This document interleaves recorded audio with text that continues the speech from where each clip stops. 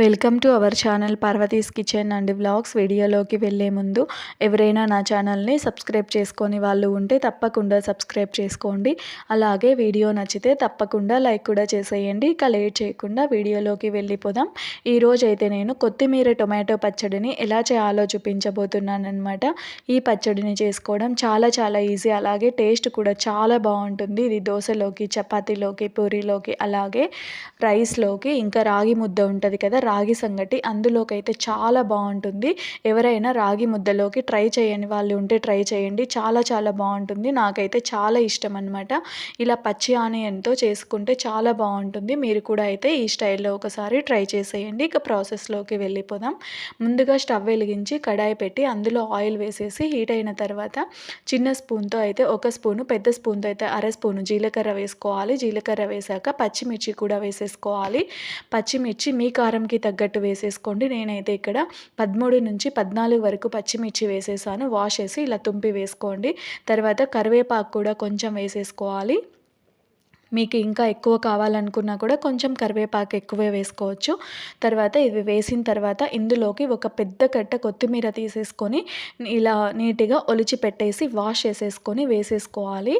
ఇలా కొంచెం పెద్దగానే వేసేసాను నేను, చిన్నగా కట్ చేయలేదన్నమాట. పచ్చడి కోసమే కాబట్టి పెద్దగా అలానే ఉంచాను. మీరు కావాలి అనుకుంటే ఇంకా కొంచెం చిన్నగా అయినా కట్ చేసుకొని వేసుకోవచ్చు, సరిపోతుంది.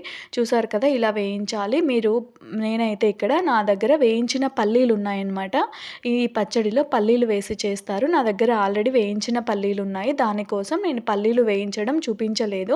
మీరు పల్లీలు స్టార్టింగ్లోనే వేయించేసుకోండి. అలా వేయించాలనుకునే వాళ్ళు ఆయిల్ వేయకముందే పల్లీలు వేయించేసి పక్కకు తీసేసుకొని తర్వాత మిగతా ప్రాసెస్ చేసేసుకోండి, సరిపోతుంది. నేనైతే ఉన్నాయి కాబట్టి ఇలా ఈ మిగతా ప్రాసెస్ స్టార్ట్ చేసి అలా చేశాను అనమాట. చూసారు కదా, ఈ కొత్తిమీర వేగిపోయిన తర్వాత ఇందులోకి టొమాటో కూడా వేసేసుకోవాలి. ఇక్కడ ఒక 3 టమాటాలు తీసేసుకున్నాను నేను, కొంచెం పెద్ద సైజువే 3 టమాటాలు, పండిన టమాటాలు. చిన్నవైతే ఒక 4 వరకు అలా వేసేసుకోండి, సరిపోతుంది. ఆ టమాటో కూడా మగ్గిన తర్వాత ఇందులోకి 6 వెల్లుల్లి రెవ్వలు వేసుకున్నాను. మీరు ఇంకా కొంచెం ఫ్లేవర్ నచ్చే వాళ్ళు ఇంకా కొంచెం ఎక్కువైనా వేసుకోవచ్చు. అలాగే నానబెట్టిన చింతపండు కూడా కొంచెం వేసాను. మీరు నానబెట్టింది లేకపోయినా అప్పటికప్పుడైనా వాష్ చేసేసుకొని వేసుకోవచ్చు, లేదు అంటే ఇలా నానబెట్టైనా వేసుకోవచ్చు, ఎలా అయినా వేసుకోవచ్చు అనమాట. చింతపండు వేడి మీద బాగా నానిపోతుందనమాట, అప్పటికప్పుడైనా వేసుకోండి. ఇలా బాగా వేయించుకోవాలి. ఇలా వేగిపోయిన తర్వాత ఇంకా స్టవ్ ఆఫ్ చేసేసుకోండి, సరిపోతుంది. ఇలా వేయించిన తర్వాత స్టవ్ ఆఫ్ చేసి ఇంకా చల్లారి పెట్టేసేయాలన్నమాట. ఇలా వేగితే సరిపోతుంది. మీరు చెప్పాను కదా, పల్లీలు కొంచెం వేయించుకొని స్టార్టింగ్లోనే పక్కకు పెట్టుకోండి. ఇక్కడ ఇది చేసేసుకోండి, సరిపోతుంది. ఇది చల్లారిపోయింది. తర్వాత నేను ముందే చెప్పాను కదా, పల్లీలు ఆల్రెడీ ఉన్నాయని, అవి కొన్ని పల్లీలు వేసేసుకోవాలి. ఒక చిన్న కప్పుతో 1 కప్పు వేసేసుకోండి, సరిపోతుంది. వేసేసుకొని ఇంకా కొంచెం ఎక్కువ కావాలన్నా కూడా వేసుకోవచ్చు, ఏం ప్రాబ్లం లేదు. ఇలా లైట్గా పొట్టు తీసివేసి ఇలా బరకగా గ్రైండ్ చేయాలన్నమాట. మరీ మెత్తగా వేసుకోకూడదు. మిక్సీలో కొంచెం బరకగా వేసిన తర్వాత ఇందాక చల్లారబెట్టి పెట్టుకున్నాం కదా మనము వేయించినవన్నీ, ఆ చల్లారిపోయిన మిశ్రమాన్ని అంతా ఇందులోకి వేసేసేయాలి. వేసేసిన తర్వాత ఇందులోకి వాటర్ ఎక్కువ వేయకూడదు. వాటర్ వేయకపోయినా గ్రైండ్ చేసేసుకోండి. టొమాటోది ఉంటుంది.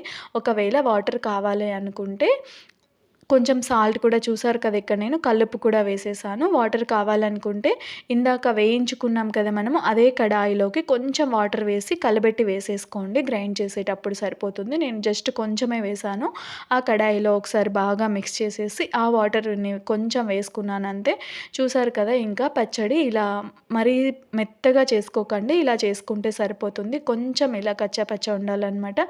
మరీ ఎక్కువ కాదు, మరీ ఇలా కాకుండా ఇలా మీడియంగా చేసుకుంటే పచ్చడి బాగుంటుంది. మీరు పోపు ఇష్టం ఉండేవాళ్ళు ఇంకా పోపు అయినా పెట్టేసుకోండి. పోపులో ఆవాలు, జీలకర్ర, మినపప్పు, శనగపప్పు, ఎండుమిర్చి, కరివేపాకు అంతే, అవి వేసుకొని పోపు పెట్టేసుకోండి. లేదు అంటే పచ్చి ఆనియన్తో పెట్టేసుకున్నా కూడా ఈ పచ్చడి సరిపోతుంది. మాకైతే పచ్చి ఆనియన్ వేసుకొని చేసుకోవడం చాలా ఇష్టం అనమాట. మీరు ఎవరైనా ఇలా ఇష్టపడే వాళ్ళు ఇలా అయితే ఒకసారి ట్రై చేసేయండి. పోపు ఇష్టం ఉన్న వాళ్ళైతే అలా కూడా చేసేసుకోవచ్చు. చూసారు కదా ఎంత ఈజీనో, మీరు కూడా తప్పకుండా ట్రై చేసేయండి.